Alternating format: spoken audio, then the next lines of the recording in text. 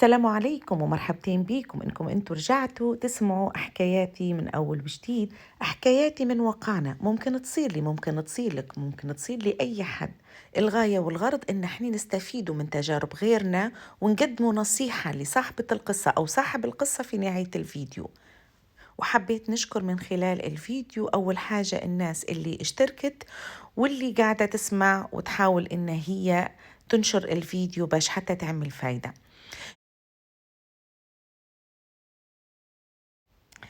نبدو في قصتنا. صاحبة القصة تقول أني اسمي مفيدة، عمري 20 سنة، عندي أختي أكبر مني متزوجة، عايشين مع أمي لأن أبوي توفى من 5 سنين. وقصتي تبدأ من لما كان عمري 17 سنة. طبعا أني كل من يعرفني وكل من مخلطني يعرف أن أمنية حياتي أني نعيش في دولة أوروبية. يعني ديما ندعي ونقول يا رب إن شاء الله نحصل واحد يقرا برا أو يشتغل، ما يهمنيش، أنا المهم نبي نطلع ونبي نمشي نسكن ونعيش غاديك عيب. ففي مرة طالعة أني وأمي عندنا مشوار نقضوا فيه، هنا عندي صاحبتي هذه تعتبر صديقة، مش من ضمن المجموعة اللي ديما أنا وياهم على تواصل، يعني هذه تعتبر صديقة مفصولة. وشن تقولي فيه؟ تقولي مفيدة ابعتي لي صورتك، ضروري ضروري نبيك تبعتي لي صورتك، لقيت لك عريس. استغربت طبعا، شنو هالمسج هذا؟ خليت امي تشري في حاجات وبعدت عليها شويه وكلمت صاحبتي، قلت لها شن قصه المسج اللي انت بعتيه لي؟ قالت لي تعالي. مشان لقيت امي مقعمزه تهدرز هي وجارتنا وتقول لها فلانه ولدها يبي يخطب وهو عايش قاعد برا. قلت والله ما في الا مفيده، اعطيني بس بعتي لي صورتك باش نعطيها لها وهي تكلم ام العريس وتقول لها عليك. وما نحكي لكمش عاد على فرحتي. تعرفوا لا سألت عليه من هو لقداش عمره شين يدير برا. آخر همي توا أني المهم صورتي توصل لهم. قلت لها بس أعطيني الفترة اللي أنا قاعدة أنا وأمي برا، بمجرد ما نوصل حنبعت لك مش صورة، خدي 3. المهم روحت وقعمت قعدت مبربش في التليفون وطلعت لها صور اللي طبعا أني فيهم من وجهة نظري حاجة روعة، وبعتهم لها شوية. قالت لي لا ستوب، ما تبعتيهم ليش لي يعني، راني أني كلمت المرأة وقلت لها عليك وقالت لي باهي أهو هذا سناب أخت العريس. طبعا من هي اللي توا تتكلم معي صاحبتي قولا عليه جارتهم اللي تهدرزم كانت معاهم. قالت لها هذا سناب أخت العريس وخليها تتواصل معاها وتبعت لها الصور عليه. وانا عاد ما صدقت، يعني طفلة عمرها 17 سنة وطموحها ان هي تتزوج على اساس ان الحلم اتحقق. اتصلت باختها وقلت لها اني اني من طرف فلانة وبعثت لها الصور، وقالت لي واو محلاك ويا سلام، يعني قامتها بيا. بعدين طلبت منها اني نشوفها. قالت لي خلاص انا بعت لك صورة لي. بعتت لي صورة لي عادي كشكل يعني. بعدين اني اخر همي الشكل، لانني مش هذا اصلا اللي في بالي، اني المهم نسافر. قلت لها خلاص تمام. شوية قعدت عاد تمدح لي فيه وتقول لي هو راهو خوي هذا ما فيش منه وأخلاقه وفلوسه، تعرفوا يعني الكلام اللي ديما ينقال مع العريس. وقعدت تشكر في أمها وراهو أمي امرأة كويسة وحتحسبك زي بنتها، وطمنتني على أساس إني أني خديت عيلة ما فيش زيها. فقلت لها خلاص إن شاء الله بإذن الله، لكن أنا طبعا لازم نقول لي أمي. انتوا تخيلوا إني لتوا ما قلتش لي أمي. المهم قالت لي خلاص تمام، بلغي أمك ويكون بيناتنا اتصال.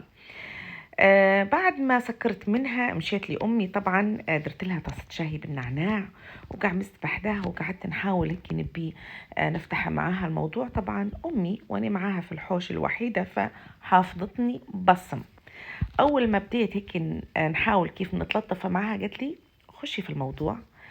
ارتبكت طبعا، ما عرفتش شنو نرد عليها في الأول على أساس إني يعني خجولة، لكن بجديات ما عرفتش كيف نفتح مع أمي الموضوع. قلبت عيني فوق لوطة فهي لقطتها. قالت لي شنو في واحد بيجي يتقدم لك؟ فابتسمت وطيت عيني. بعدين قلت لها ايه شو؟ قالت لي كيف تعرفيه؟ الحق يعني أمي تحسوها قلبها قرصها لأن بنتها 17 سنة، فمن هو هذا اللي جاي بيخطبها وكيف عرفاتها؟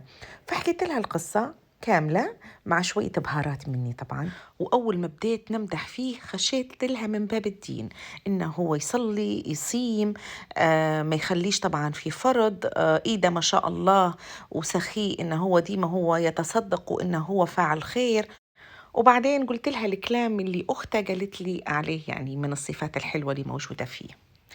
في الأول أمي الحق يعني حسيتها مترددة بحكم إني أنا قاعدة صغيرة وإني أنا مازال ما نقدرش نتحمل مسؤولية. لكن قلت لها أنت ما تستعجليش في قراراتك، خليهم الناس يجوا ويتقدموا وشوفيهم، عجبوك اللهم بارك، ما عجبوكش بعدين في كلام تاني. طبعا شافتي مشوار، وبعدين همهمت وقالت لي خلاص تمام. وأني يا فرحتي على طول طيارة مشيت كلمت أختها وقلت لها خلاص الأمور كلها إن شاء الله تمام، وتفضلوا أمتى ما تبوا تجونا أهلا وسهلا. المهم طبعا هم من اللي موجود في البلاد، اللي موجودين في البلاد أمه وأخواتها، هذا على حسب كلامها. وهو العريس موجود في الدولة الأوروبية اللي قلت لكم عليها، هو غادي قاعد يشتغل، فصعب إنه هو ينزل الوقت هذا. فعاطي الصلاحية لأمه على حسب كلامهم، إن أي وحدة تعجبها معناها هو راضي بها. بس حبيت نفكركم لو عجبكم الفيديو انزلوا ديروا لايك واشتراك لو انتم مازال ما اشتركتوش، ونرجع نكملوا قصتنا. طبعا بعد ما كملت مكالمتي رجعت قاعد بسبح ده أمي، وهي قاعدة طبعا في الوقت هداي تحضن فيا وتقولي يا ماما إن شاء الله ربي يكمل لك الخير لو كان هو ولد حلال، ولو ناس ما يستاهلوكش ربي إن شاء الله يبعدهم علينا.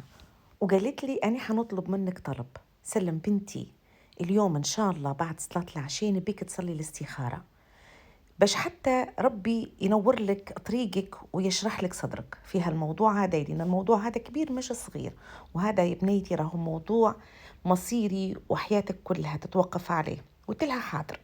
فعلا أنا اليوم هذا صليت الاستخارة ورقدت على طول. طبعا تاني يوم نطت نفسيتي متدمرة، حاجة مطبقت لي صدري، واضح على وجهي إني أني مرهقة وتعبانة. شافتني طبعا أمي بالشكل هذا وتقولي خيرك. قلت لها مش عارفة، أنا اليوم نايضة، نفسيتي مش متحملة ولا حاجة، وحاسة إن حاجة مقعمزة على صدري. واستمريت في حالتي هذه لليل. طبعا أنا لما جاء الليل الحق يعني مشيت لأمي وقلت لها بالله عليك هذا رقم أخت الولد، وكلميها أنتي، أنا مش حنكلمها، وقولي لها بنتي صغيرة أنا مازال ما نبيش نزوجها، اللي هي تبي تقوليه قوليه، أنا المهم ما نبيش نتواصل معها. وسكرنا عليها الموضوع هذا. طبعا أمي فرحت قريب طارت وقالت لي يا بنتي أصلا أنت فعلا صغيرة، وأنا والله من داخلي ماني راضية، لكن ما دام جت منك أنت وعن قناعة ربي إن شاء الله يقدم لك اللي فيه الخير. المهم سكرنا عليها الموضوع وما جبدناش السيرة لولا واحد خلاص. حتى أقرب صديقاتي ما بيتش نقول لهم على الموضوع هذا. كلمة أمي البنت وقالت لها ما فيش نصيب، وطبعا مش عارفة أنا بالضبط شنو هو الكلام اللي قالته لها، أنا ما عادش حبيت نفتح معاها الموضوع، ونسينا الموضوع هدايا أو تناسيناه يعني. إلى غاية ما بعد فترة بسيطة تلاقيت أني وصديقاتي وقعدنا كل واحدة تحكي شن صار لها المدة اللي فاتت، فأني جبت لهم وقلت لهم صار. فطبعا كلهم في الأول سكتوا، وبعدين هجموا علي كيف ما وافقتيش إنك تشوفيهم، خليتيهم على الأقل حتى جو وشافوك وشفتيهم. طبعا تعرفوا تفكير البنات في هالسن هذه الأكثرية يكون تفكيرهم سطحي، وللأمانة أني وصديقاتي أحرف من بعض في هالوضعية هذه. فأني جروني معاهم وقعدت بصراحة رجعت هيك إني أني حق هو فعلا أني المفروض خليتهم جو، المفروض شافوني. فدبروا علي قالوا لي تعرفي إحنا ننصحوك إنك تمشي تخشي لحساب أختها وتدوري على حساب الشخص هذا اللي كان بيخطبك. واني من صغر عقلي مشيت طول قعدت ندور، قلت بالك نلقى حسابه.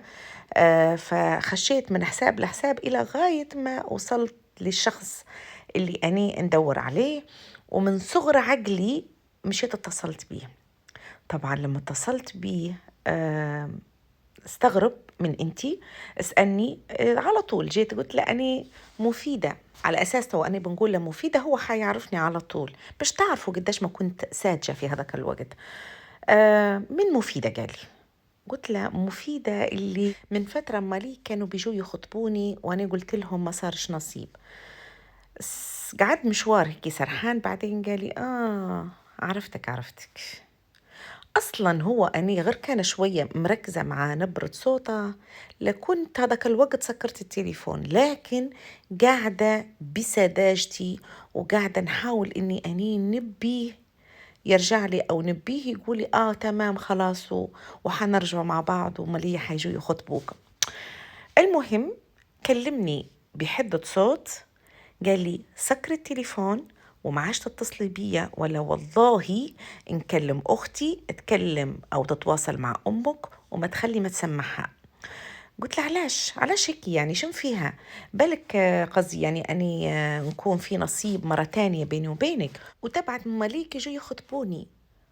تعرفوا قديش لما نتفكر هالموضوع هذا نحس في روحي أني مش عارفة، يعني كان نلقى نغطس راسي في مكان ونمسح الذاكرة اللي فيها كلها، لكن للأسف هذا اللي صار. المهم استمريت هني شوية مع إني أنا حابة مازال نبي نسأل ومازال نبي نستفسر أو مازال عندي أمل. قلت له طب باهي أنت علاش يعني اختبت واحدة تانية؟ يرد علي مباشرة يقول لي إيه أنا خطبت واحدة تانية.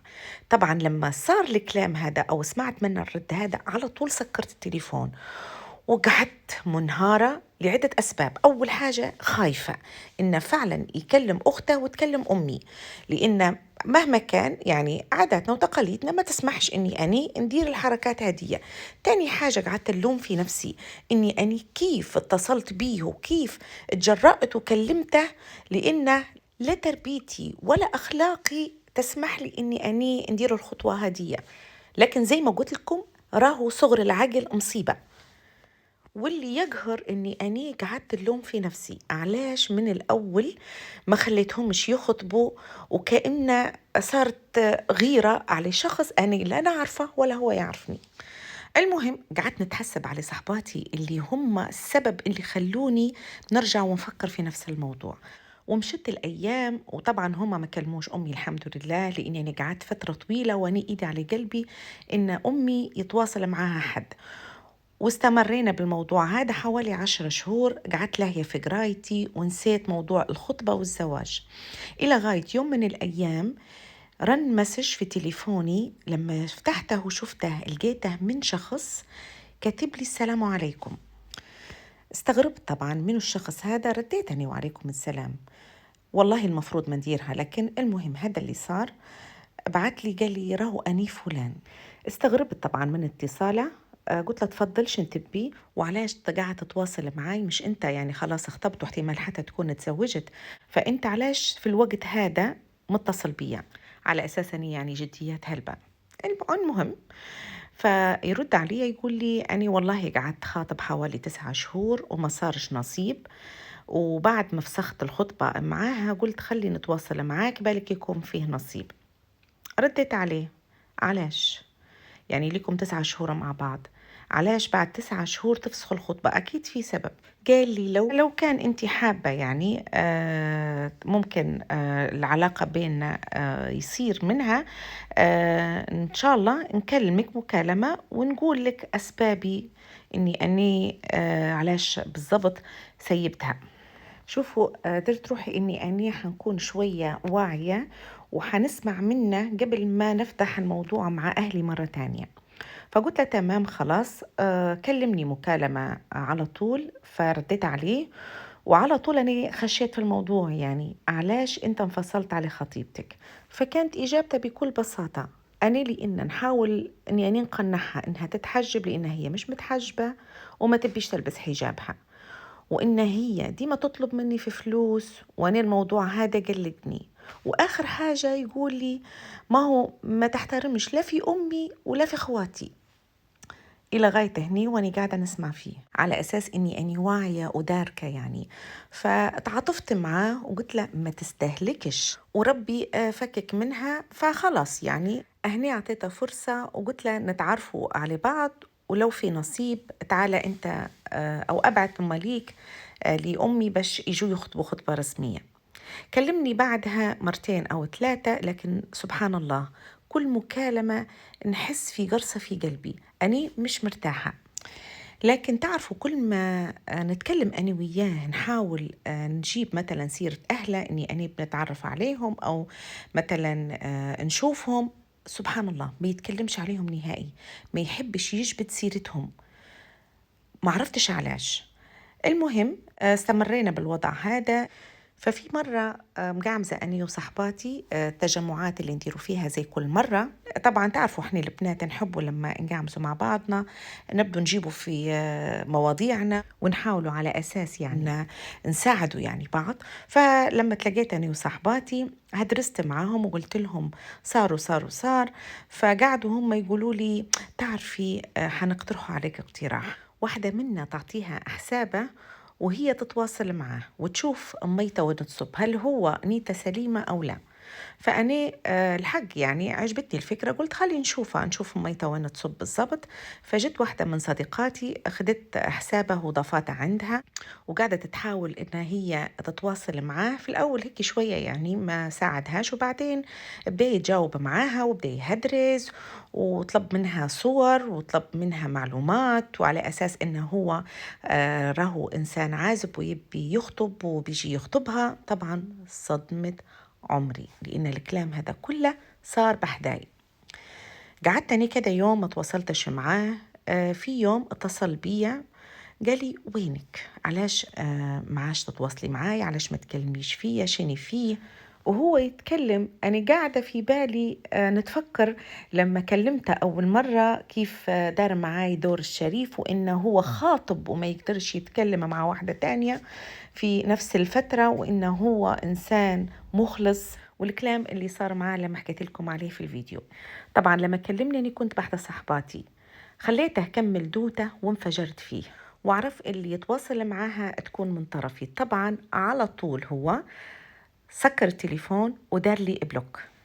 من حرقة قلبي انفعلت وقعدت نصيح ونعيط، طبعا كله لأني أنا حسيت روحي مغدور بيا. المهم بعد ما ارتحت، تفكروا لما اتصلت بيه وقال لي أني خاطب، أنا شو مشيت درت؟ أنا مشيت لحساب أخته وقعدت ندور فيه إلى غاية ما لقيت البنت اللي كان خاطبها. طبعا ضفتها على طول أني على حسابي، وكويس إني درت الخطوة هذه لأنه هو بمجرد ما فصل الخطبة عليها على طول الحساب متاعها العيلة كلها مسحتها. وقلت لازم نتواصل معاها ونعرف سبب إنها هي فسخت الخطبة علاش. تواصلت معها وبعت لها. في الأول ما ردتش عليا، لكن لما قلت لها أني خطيبة فلان على طول ردت عليا بي وعليكم السلام. وباش ما نبيش إنها تكون بيناتنا مسجات كتابة، يعني حبيت إني أني نتكلم معاها الموضوع يكون أكيد أسهل بالنسبة لي وليها. طلبت منها إن احنا نديروا مكالمة، فعلى طول هي رحبت وتواصلنا مع بعض وتكلمنا. طبعا قالت لي كل شيء اللي أنا كنت غافلة عليه. قالت إنه هو راهو مش مقيم برا، بالعكس قاعد عايش مع ماليه وظروفه المادية عادية، وبالعكس ماليه لما جو خطبوا شرطوا علي إني أنا نشتغل باش حتى نساعده. حاجة تانية إني أنا حنسكن معاهم في نفس الحوش، يعني دار معاهم، والسلطة كلها في إيد الأم. حاولت الفترة اللي قعدتها معاه إن احنا نصلحه من الأوضاع، إنه هو ممكن يحصل خدمة أحسن، بالك إن احنا نسكن بروحنا. لا طبعا هذا كان قرار من السلطات العليا واللي هي أمه. طبعا الكلام هذا كله البنت هي اللي تقول لي فيه. قالت ومع هذا حاولت إني أنا نصبر شوية معاه إلى غاية ما اكتشفت حاجات تانية، إنه هو عنده علاقات كل مرة يكلم في واحدة. أهني حبيت ننهي العلاقة، ونهاية العلاقة كانت مني أني مش منه هو، يعني الفسخ الخطبة أني لفسختها. وآخر حاجة قالت لي نصيحة لوجه الله، إنك أنتي تنفدي بجلدك وتحاولي إنك أنتي ما تكمليش العلاقة معاه، لأن والله العظيم أنتي اللي حتكوني خاسرة. انهيت المكالمة اللي بيني وبينها ونهني طيارة مشيت لأمي، حكيت لها على كل شيء وقلت لها شن صار. وتعرفوا شن قالت لي والله لا حسيت بيك وحاسة إنك أنتي تديري في حاجة غلط، لكن تعرفي يا بنتي أني كل يوم وكل فرد ديما ندعي لك ونقول لك يا رب ينور بصيرتك، يا رب يوقف في طريقك أولاد الحلال وبنات الحلال. والحمد لله رب العالمين أهو أنتي تنبهتي، وممكن هو حاجة أنتوا درتوها غلط يعني كأنتي وصحباتك، لكن ربي الحمد لله نبهكم ودرتوا التصرف هذا اللي سبحان الله ربي فتح به. بعد الموقف هذا أنا غيرت حياتي 180 درجة، ركزت على قرايتي ومستقبلي، والتزمت الحمد لله بإصلاتي وإذكاري. وطبعا أكيد أي حاجة نبي نخطوها ديما نمشي لأمي نطلب منها دعوة، والتزمت بالاستخارة، يعني ما عادش نقدر ندير ولا حاجة إلا ما نصلي استخارة باش ربي يلهمني هل أني نستمر فيها أو لا. دعوة أمي وصلاتي الحمد لله نجوني من مصيبة كبيرة. أنا طبعا نتمنى كل شخص اسمع القصة هذه إنكم المواضيع اللي تخص شخص تبوا ترتبطوا به إنكم تكون في نطاق ديننا، ما نبعدوا عن المحرمات، نبعدوا عليه إن احنا نلجؤ لحد مش من عيلتنا أو شخص ممكن هو ما يعرفش مصلحتنا. طبعا لازم الأم نخلوها ديما في الصورة. انتم مثلا أمهاتكم تتحشموا تقولوا لهم شوفوا أخواتكم، ما تدسوش الحاجة على أهلكم، لأن أهلكم هم الظهر وهم السند وهم اللي بيوجهوكم للطريق الصح. وبعدوا عليه شيرة الصحاب، لأن مهما كان راهو خبرتهم في الحياة ضعيفة والكل قلبهم مش عليك، أكيد في واحدة قلبها عليك واثنين ولا ثلاثة لا. إن شاء الله قصتنا اليوم تكون مفيدة، يا ريت تكتبوا تعليق لصاحبة القصة وتوجهوها.